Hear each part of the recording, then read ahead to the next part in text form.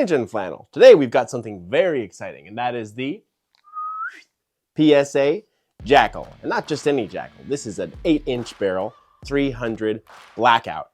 Big thank you to PSA. They sent this out to the channel for free to try out. And per usual, it won't affect the review at all. If it sucks, I will tell you it sucks. And if it's good, I will tell you it's good. Couple more notes, make sure you like this video and drop some kind of ridiculous comment and subscribe for more videos like this. Here we go. Basic overview. So you've got an 8-inch barrel, 300 blackout with a 6-position long stroke piston. The threads on the end are 5/8 by 24 as they usually are with 30 caliber barrels. Some of the more boring details like weight, overall length, height, width, all that stuff. There's gonna be a link in the description, comment section where you can see all of those details as well as buying options. And on my website, you can see to sign up for the email list to get all kinds of cool gear deals. So check that out, and that pretty much covers your basic overview.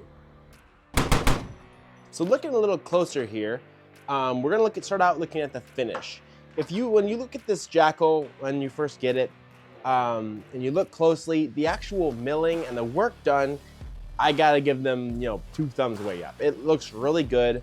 Everything looks nice with the way the cuts are, your pick rail, they have a nice groove down the top that really gives it just a nice aesthetic.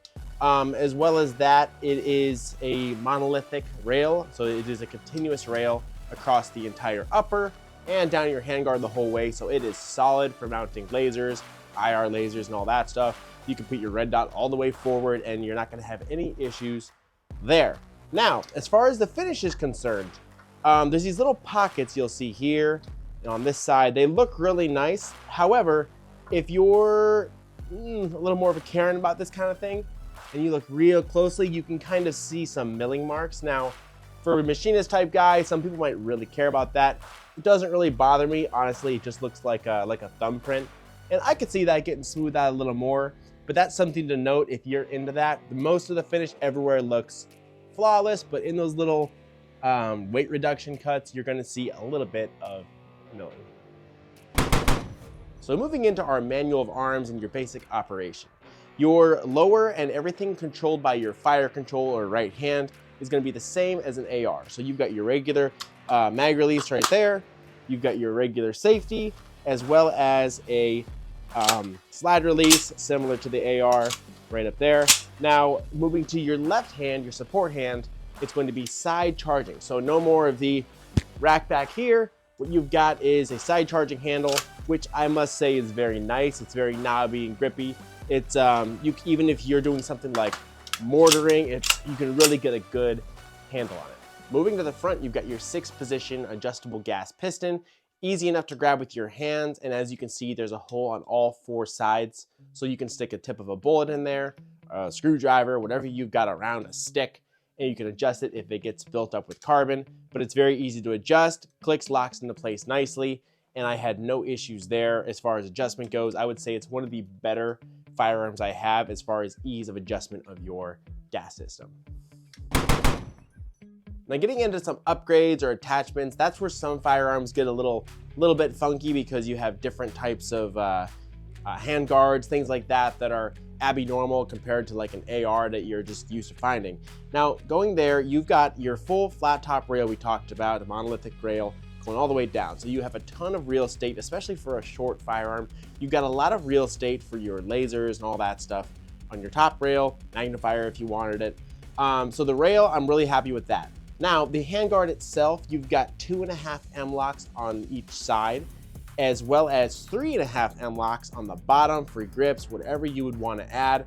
Now, on the sides behind it, you've got your QDs. Now, I usually put my QD for my sling at the front of my handguard, so I wouldn't have minded if they had another one of these up here, but it may have sacrificed M-lock space, so I see why they didn't.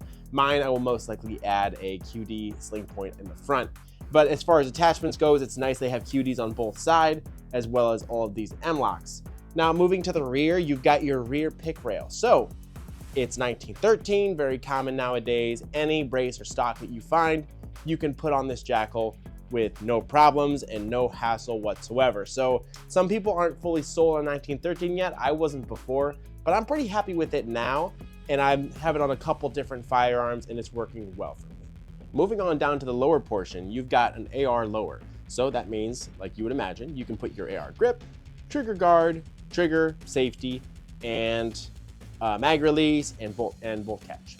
So on that note, like for this, I will most likely end up putting a LaRue or a Geisley trigger, a Radian 45-degree throw safety, and I like this grip, so I'm good there. So it's pretty nice that you're able to have those flexible options and put whatever you want in here. I have already seen some talk about, it may already exist fully, a folding charge handle for the side, which is cool. I probably won't get it, but it's cool that it exists. I want to take a little moment to thank Baker Marketing Firm. So they actually did all the editing and production of this video. So if you'd like it, keep in mind, because if you're another content creator like myself, all I did was I did all my filming, I sent it to Baker Marketing Firm, and they put this whole thing together for me. So if you're a fellow content creator and you suck at editing like myself, check them out. I'll throw a link in the description so you can see where to get in contact with them. Check it out. Now, moving into the real questions and why you most likely clicked on this video, we're going to talk about reliability. And that's the real thing. When a new design comes out, you always wonder what form of dumpster fire or train wreck you might be getting into. So, sorry to disappoint, but I did not have a dumpster fire or any type of train wreck with this. So basically, I got a mostly PSA ammo, their AAC. I did 125 grain, 220 grain, 110 grain, all the different gas settings with suppressor and without suppressor. I didn't actually oil it when I got it. I put a little bit of grease on any parts that looked like they would have a wear mark there just to help it, give it a little fighting chance. And then I just, after that, nothing. I did is left it bone dry and did all my testing, did a couple of 100 rounds, which isn't a huge test, but it's a good start. We'll have a 1,000 or 2,000 round review in the near future. So with that, on the different gas settings for supersonic 125 grain, we could go all the way to the lowest setting and it run pretty reliably. Slightly under gas, which is good because then you put your can on and it runs without being too overgassed. Now on that note, I would say that I wouldn't have minded if the lowest setting was a touch lower, maybe even causing the supersonics to jam. That way it would smooth out with a can. That might be a little bit of me being a Karen because it really ultimately is pretty nice how it's tuned. Moving into subsonics, now they do jam if you're on the lowest setting. You put those on the highest setting, do subsonics, and they ran perfectly. Then you put the can on there and tune them down just right, and it runs like a dream. It's basically like shooting an airsoft gun. Very awesome. The subsonics ran sweet. And then 110 supersonic as well, no problems at all. And I will say though that for a gun that's right out of the box and it's not terribly expensive compared to other firearms in the same category, such as like the CZ Bren, the SIG Spear, the Scar, things like that are all piston driven and stuff like that. For the price point, I gotta say that it just coming out of the box and running like a champ is pretty cool. I'll keep you guys posted because reliability is interesting. A couple hundred rounds, it's hard to tell. It's a little better after a few thousand rounds. So stay tuned for a follow-up video on reliability, but so far, so good. Now moving on into accuracy. Now this is where I was a little surprised and I did not actually get the results that I expected to get. Now I went out and I got the 125 grain AAC, just range ammo, nothing fancy, and I started shooting. I put a 4 to 16 power scope on here, just kind of rested on my bag. I used the mil-spec trigger. I didn't really control too many variables, so I had to take that, into consideration. However, at 100 yards shooting 125 grain, I was grouping about 1 inch, and that was even with all my other variables. So that's pretty impressive that I wasn't shooting crazy ammo and I was shooting 1 inch out of an 8-inch barrel. Pretty cool. Then I moved into the 110 grain supersonic from AAC. I think it was the AAC Black, they call it, something like that. Now that stuff, I was actually shooting sub MOA, and I was pretty impressed by that. Now, I don't think I can say, oh, this is a 1 MOA gun or it's a sub MOA gun. But what I can say is in my initial impressions and accuracy testing, it shot within 1 MOA and sub MOA groupings. I think a larger, deeper test will be coming up from here in the future to really dive into how the accuracy is, because I was honestly astounding that it was that tight of a group. So we're gonna look into that further, but at the moment, I can shoot it about 1 MOA consistent. I do want to take a moment to compare the PSA JAKL to the CZ Brand 2. Now, yes, my Brand 2 is in very sad shape at the moment. I'm still figuring out how I want to build it out. But as far as weight-wise, when they're both empty, they weigh about the same. They're both piston, And I must say, the JAKL having the 6th position and the Bren only having 2 or 3, depending on what model you get, is a big bonus, where the Bren you need to go on a little bit of an adventure to get your piston set where you want it. Where the Bren does win is the charge handle a little further back, which is nice. The JAKL one does tend to interfere with flashlight switches and IR lasers.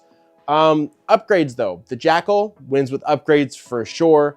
Having the compatibility with AR stuff is a huge advantage. The Bren, you have to go on a little bit of a pilgrimage to figure out what you want to do, what lower you want to get, and it's going to cost a little bit, which is substantial considering the price difference. The JAKLs are running, I believe, $1,100 to $1,200. The Brens are running about $1,800 to $1,900, sometimes $2,000. So for the money, the JAKL wins there. Over time, we'll see if quality compares with the Bren. And then the AK is here because he's piston, but it's an AK. It doesn't really have a say. It's very different. But anyway, yeah, so if you would look at the price point, I would say it's a pretty decent deal for the JAKL. And so far, I'm very pumped about it. Even if PSA hadn't sent me one, there was a good chance I was going to buy one anyway. So in conclusion, the full overview, I would probably give this a 7 out of 10. Only reason that I knocked it down a little bit is simply because the charge handle being as far forward as it is and not being way back here, kind of like the new SIG Spear, it limits your options a little bit when doing night shooting or IR lasers. To be fair, most people aren't ever going to get into that. But other than that, that's really the only thing I would knock it on at the moment. Reliability was great. Accuracy was great. The build itself is really nice. So far, so good. Farewell.